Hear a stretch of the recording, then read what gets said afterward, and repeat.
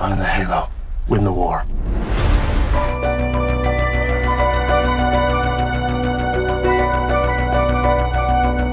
Hey, what's going on out there, TeamJVS family? I'm here to give you guys a overview/review of episodes 3 and 4 of Halo, the series that's on Paramount Plus. The third episode's name is The Emergence, and I believe the fourth episode's name is Homecoming. I'm going to talk about The Emergence first. So if you haven't seen the episode, if you haven't seen our overview of the first 2 episodes, go and check out that video, come back, and that way you're not going to get spoiled from anything. My personal perspective on Halo, I can go and give you from what I've seen overarching at this point. The story is the most engaging thing about this. The first episode had the most action in the whole entire series so far. And I've gone through 4 episodes. There's not a lot of action. There's not a lot of fighting. But the narrative and what they're doing, the story building, the world building is very good. CG is spotty at times, but because this is a first series and they're taking a really big chance on this, I didn't suspect it being anything like the Lord of the Rings because they've never made a live action true to form outside of, I think, Halo Afterlife that came with Halo 5 with Mike Coulter. But for me, the narrative of this is so engaging. Me and wife are having a great time watching it. But I wanted to go ahead and give you guys my perspective on episodes 3 and 4 before we get into episode 5, because I think things are about to get very interesting. So for me, I've actually really been enjoying this. Just to let you guys know off rip before I go and dive in deep on episode 3. So episode 3, coming off of episode 2, John turned himself in to Dr. Halsey. And you're kind of like, was that a good idea to do? And you're getting your first look. And honestly, episode 3 may be the best so far at this because they balanced everything. Was there a lot of action? Not necessarily, but the science fiction aspect of it, like the deep dive into what McKay's doing. McKay is, working with the Covenant, and she infiltrates a section of the faction. And if my personal opinion, that's the Flood. Like, I don't know for sure, but just the things, the tentacles and everything that's coming with her, like, not only does she have a understanding and a knowledge of the relics, and she's also one of the gifted like John, which I'll get into that a little bit later with episode 4, but she undeniably does not care about humanity, because one of the things that was really good about the first part of this episode is showing a little bit about her backstory, showing what she was. And that's where it gets a little bit to the action, because it's like she's just seeing people getting sacrificed left and right, and her best friend is just murdered right in front of her. So she has no investment in mankind at all. And then you come to find out that the Covenant are there for her. So off rip, it pulls you in there. Then on the other side of that, with Dr. Halsey, you get understanding that she is the doctor that you remember if you play the games, that she does not care, who or what she needs to destroy to get what she wants. And of course, it's surrounding the relic. And she needs John to do that, but she also needs a little bit of control over John to understand not only what he's seeing, but making sure that he's in line. But she does make a effective mistake, or is it in purpose, where she knows that she has to pull back on John, or John's going to feel like he's being controlled. And in doing that, she allows him to take his emotional ribbon out of his bag. She allows him to have, a level of control over Cortana, where Cortana doesn't have full range of taking hold of his brain or circumstances. But she also is motivating Cortana to gain John's trust. Which, the funny thing is, even just surrounding how Cortana was created and what she did, sacrificing her own clone to do that. And I think that's not the first time, honestly, especially when I think about the 4th episode. I'll get into that a little bit later, but it's just like, it speaks volumes of what she's willing to sacrifice. Now, Cortana, oh my gosh, the fact that you got Jen Taylor back as that character, and the fact that they fully allow you to see their beginning stages, it fits so perfectly that if this was the only episode that they started off with, and they were just like, here you go, this is, Halo the series, any Halo fan would tell you this is amazing. But I will say this, and a lot of you guys probably have issue with it. I don't care, because I care more about the narrative. There's not a lot of fighting, and consistently, John takes off his helmet consistently. And I'll go into something about Homecoming a little bit later, but in this, it's no different. Like, he mostly does not, it's like he keeps his helmet and keeps his, armor off most of the time. But to be fair, they're doing surgery on him, and they're doing things that on unethical level that I don't like. Dr. Halsey's assistant, because I don't understand him personally. It's really creepy, especially the way he was acting with the clone.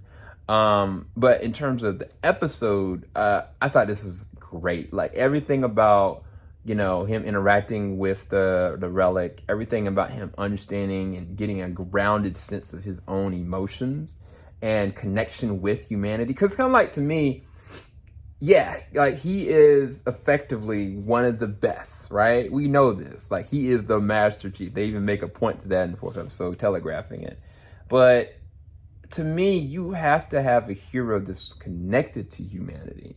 And to be fair, with the games, I mean, all you're doing basically is fighting for humanity, but you're not connecting with them. Like, the ODSTs and the humans, like, they just dying left and right. Like, a lot of the times you're more so concerned about trying to, kill the enemy in front of you, or trying to strategize how to get past something to get to the end goal. But it's not like you're like, oh, okay, I need to stop the world from, or not the world, but the galaxy and everything in its entirety from, effectively being destroyed. But it's not necessarily about like, okay, I want to care about this person. I care about my emotions toward this or human life. Like, that's never been a part of it, unless you've been, one of the avid book readers, which I'm not. So I love this approach. It's just going to take, it's like a slow burn.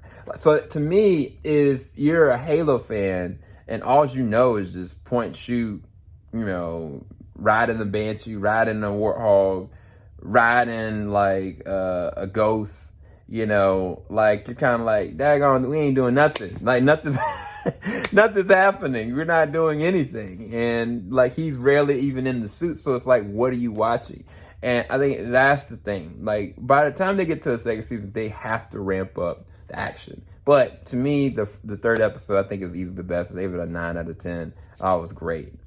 Even the way it ended, like, it ended on a very fascinating note that I'm kind of like, what is about to happen? Then you go and let's talk about Homecoming. So if you, haven't watched Homecoming, just a spoiler alert, just to let you know. With Homecoming, you get to see, what is her name? Oh my gosh, I forgot her name. I blanked out because I just went through a whole nother. Quan. So Quan is working directly with, what's my man's? Oh my gosh, I'm blanking out on names because I was so focused on episode 3. I apologize for that. But Quan is working with, John's old friend, old Spartan, and she's trying to connect with and get a hold of her old faction, her cousin, her aunt. Whereas the 3rd episode, they kind of gave her a little bit of breathing room to kind of talk with, the wife, and understanding her own levels of humanity and why she's doing what she's doing, and how she came from a broken planet as well, to her effectively convincing him to go off planet to do whatever. And with this one, like, to me, I didn't like Quan in this episode at all, because I get the need of connecting with humanity, but I don't see what's the point of her narrative to this overarching story. Because what they're effectively doing, they're humanizing John, right? And they're connecting John with people that were of his past, like that old Spartan, and understanding what Halsey's doing, which I'll get into that in a second. But who his dad was, who his mom was. Like, they're doing so much from even humanizing the other Spartans. Like, Kai, effectively took her little thing out of her bag and dyed her hair and had a real conversation with Miranda.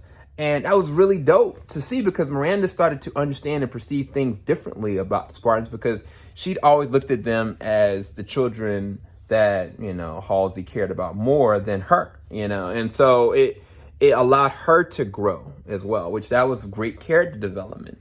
Whereas like with Quan, like if Quan as a character, you know, succumbed to something, like she just died or something like that, I really don't know that I would care. And I don't know that John would either. I mean, I think that he would care because now he's got this humanity thing out, but it's like, how much of this is effective to the overarching story? Maybe the grand narrative, but if she wasn't in this, right? Or maybe like something happened to her midway, I don't know that I would necessarily care. Like at this point, like she's effectively in this episode, got her rest of her family, the remaining member of her family killed. She put this other Spartan in harm's way. He had to fight his way out of. And now they're kind of like perusing through and she's got a wanted sign on her back. And it's like, I think that she may be the weaker link of this. And it's weird because she's a character that was authentically created. Whereas like with McKay, I get it. Like you are creating something that to make an explanation for like the flood. Maybe they're going to do something more with Quan Ha later. But as far as this episode and even like the episode 2, she's the weak link. Like episode 2, like them going off to put her with, like I don't know, it just doesn't work. You know what I'm saying? But then with everything with John, that is interesting. That a whole part about it. That if they didn't show Quan at all, the episode would even be better because showing what he's doing and how he's understanding a lot more, it even makes more sense why Cortana is going to be his biggest advocate, because he is getting exposed to everything and she is as well simultaneously. Like her mind is coming from an actual human. It's not like she's just a triggered AI. Like no, she has sentience and she also has emotional consciousness as well. So I think that that's the thing that's very fascinating to me about this episode. Down to Halsey doing some dirty stuff. But the weird thing about with Halsey in this episode is like, he was a boy then. And I'm like, she looked exactly the same. And there's no way that, like, she had to have either one cloned herself. That was weird. That threw me off. I was like, am I supposed to believe that's the same exact version of her? It just didn't add up. It really didn't add up at all. But as far as this episode, I thought it was really interesting. It was engaging. There was action in it, but Master Chief ain't even doing the action, dog.